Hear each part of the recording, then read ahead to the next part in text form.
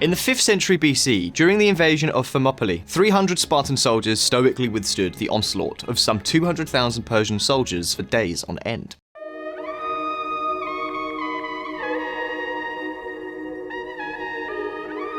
Today, 2,500 years later, we can find a small country with the same philosophy of resistance, determination, and popular mobilization.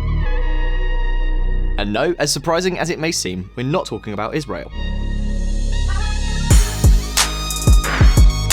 So, VisualPolitik fans, do you have any idea which small country we may be talking about? 3, 2, 1. Okay, yes, I know, the surprise factor is not our forte, because the answer is basically in the title of this video, but we had to at least try to drum up some excitement. So yes, you got it right. In this video, we're going to talk about Singapore.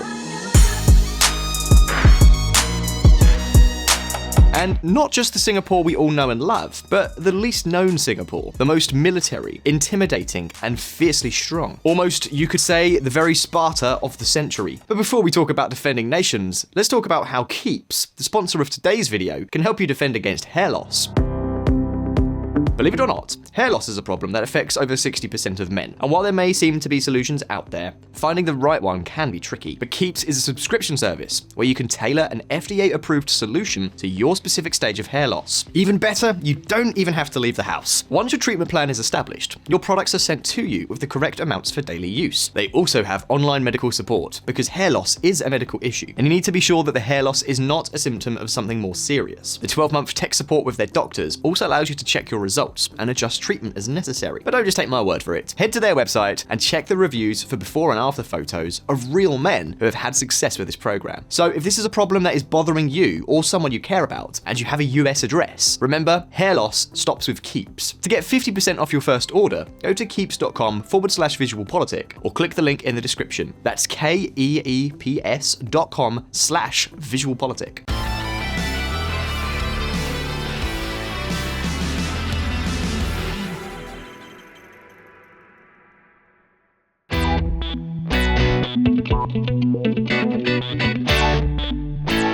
Singapore is a small country, very small, practically tiny. However, despite having fewer than 6 million inhabitants and an area of just 280 square miles, or 730 square kilometers, an area roughly equivalent to that of New York City and half the size of others such as London or Mexico City, Singapore is a military power. Yes, you heard correctly. We are talking about a first-rate military power that by itself would be able to stand up to almost any country in the world. Because it turns out that Singapore has one of the best equipped armed forces on the planet.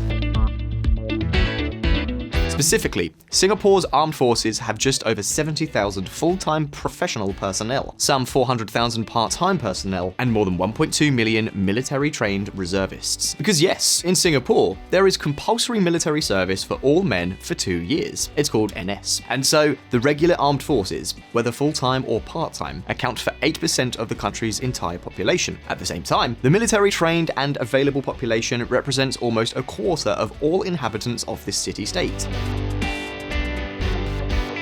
And that's not all. Since 2015, this country has also had a volunteer army known as the Singapore Armed Forces Volunteer Corps, which is also open to women and which allows membership up to the age of 45 years. In probably no other country in the world is the population so involved in the armed forces, and we're just getting started. As you probably already know, in modern warfare, the number of available soldiers is not the most important element in achieving victory.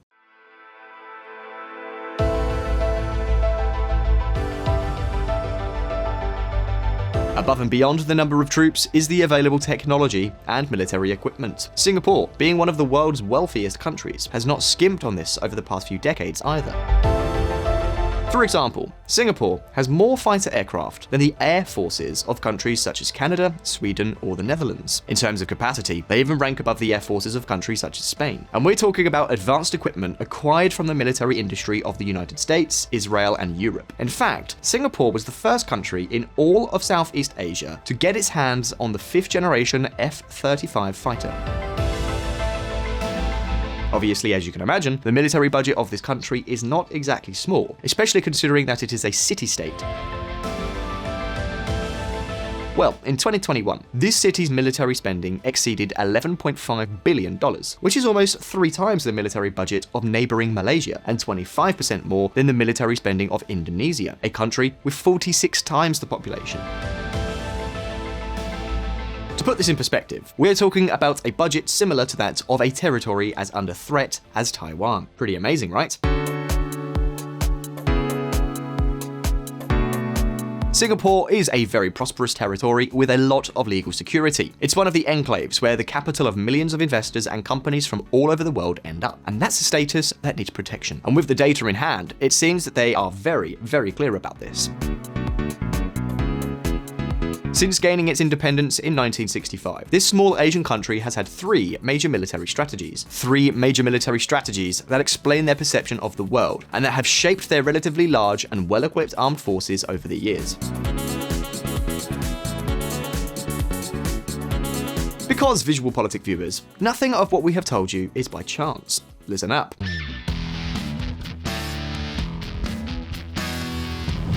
The poisoned shrimp. The first military strategy, Singapore's Great Defense Strategy, came shortly after its independence under the celebrated Lee Kuan Yew, the historic first Prime Minister who designed today's Singapore and ruled for 20 years. The fact is that after separating from the United Kingdom, integrating into Malaysia, and then being expelled in just 2 years, Lee Kuan Yew was very clear that in order to survive, Singapore had to become a place that no one would want to invade, an idea that he expressed very clearly in 1966 in one of his best-known quotations.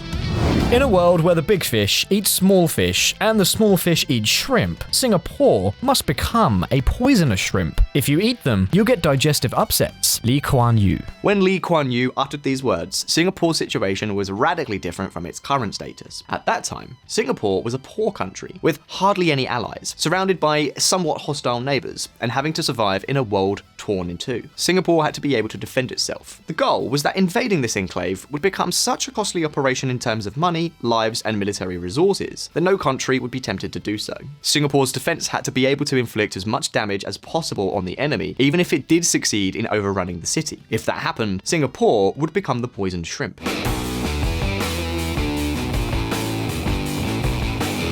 This strategy, by the way, is very similar to the one that many analysts advocate Taiwan should adopt to defend itself against China. Now, the question is, how to achieve all this in practice? How does a country become a poisoned shrimp? Well, basically in 3 ways. By arming themselves to the teeth, preparing for combat, and making powerful friends.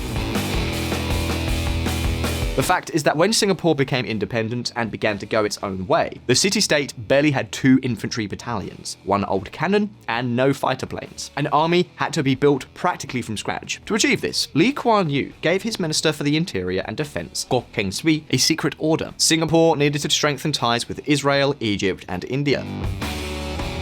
And guess what? Of the 3 countries, the most effusive response came precisely from Israel, a country desperate for friends abroad. So not only was Israel one of the first states to recognise Singapore, but in October 1965, barely 2 months after proclaiming full independence, the Hebrew army was already at work helping to design the armed forces of this new country. Of course, it was not that simple. The collaboration between these 2 countries had to be as discreet as possible. So discreet that no one would know about it. Why? Well, think for a moment about the 2 countries surrounding the city-state, Malaysia and Indonesia. 2 large Muslim countries that, at the time, like virtually all Muslim countries, had Israel in their sights. So, if Singapore did not want to be seen as a hostile element and run the risk of justifying an invasion, it had to be inventive. Take a look at this.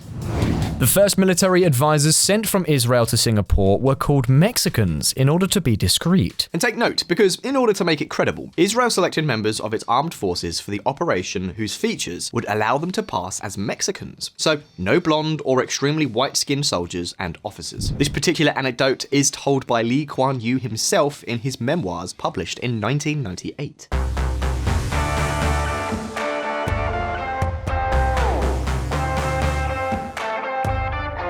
The fact is that out of this collaboration came the so-called Brown Book, a master plan captained by the then Israel IDF Deputy Director of Operations, Rehavam Ze'evi.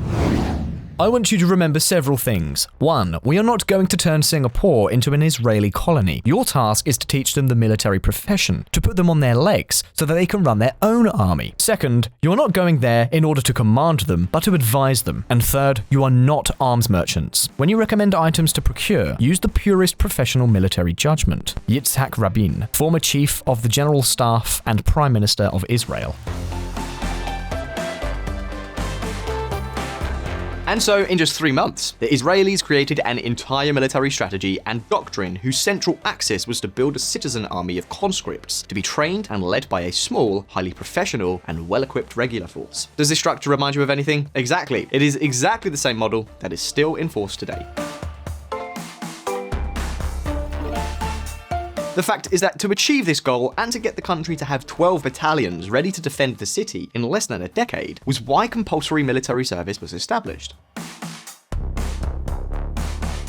The idea basically was to ensure that the entire nation could be mobilized if necessary, and that this enormous capacity would be the great bastion of the city's defense. But of course, as the country became richer and the armed forces became better equipped and better trained, it became clear that the military strategy needed to be updated. Well, that moment came in the 1980s. From that moment on, Singapore's military vision helped it evolve into a major military power. Listen up. Porcupines and Dolphins. Singapore is here. A decade and a half. That was all the time it took Singapore to go from being an impoverished fishing colony without an army to being in a position to act militarily beyond its own territorial limits. And this was precisely the basis for Singapore's second military strategy, known as the Porcupine strategy, which began to be implemented in the early 1980s and brought about a huge change. Singapore no longer had the need to assume, to accept that it could end up as being invaded, even if at a high cost, which was basically what the idea of being the poisoned shrimp was all about. They now had sufficient training and equipment to convert their passive defense model into a much more active one. This doctrine was in force until the arrival of the new century and was the necessary step to finish building a modern army.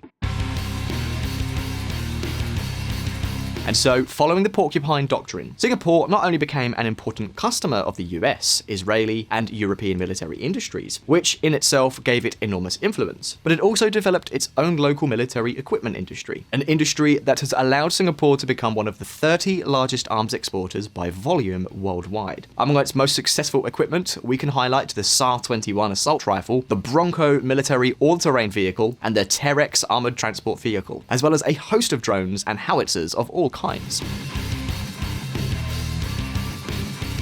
But that's not the end of it. Singapore is currently applying its third major strategy, known as the Dolphin Doctrine. Shrimp, porcupine, and dolphin. This is just like a nature documentary. But why the dolphin? Well, you see, the dolphin is a tremendously agile animal that is able to use this agility to even attack sharks, despite not being as strong as them. And that is precisely the idea. Under this doctrine, Singapore is building an impressive air force, very strong and very agile, capable of anticipating any threat. In other words, to achieve total air superiority in the region. To achieve this enormous power of response and anticipation, the current Prime Minister, Lee Hsien Loong, has launched an ambitious plan to adapt the entire military structure to this new mission.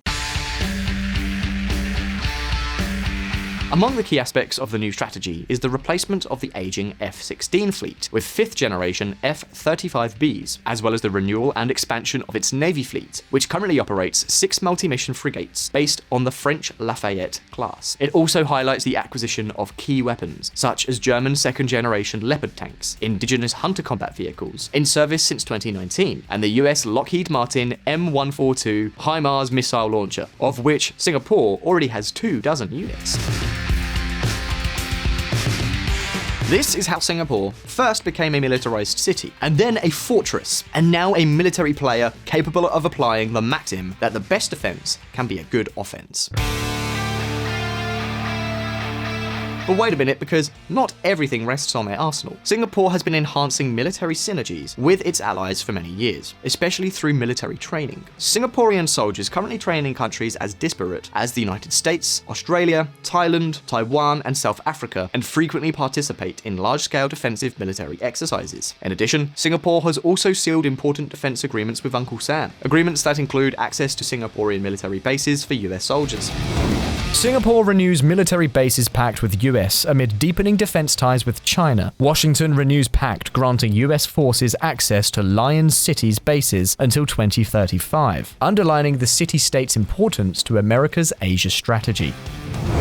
Navies of 21 countries kick off US-led drills in Southeast Asia. SEACAT exercises underway in Singapore, and virtually as Beijing and Moscow also hold drills in China's Ningxia. Of course, all this does not mean that Singapore is a belligerent actor, not at all. It is one thing to get along well with the United States, and quite another to get along badly with China. And here, Singapore has, shall we say, a certain advantage. 69% of the Chinese have a positive image of the city-state, whose model Deng Xiaoping himself took as an example for implementing the reforms that have built the China of today.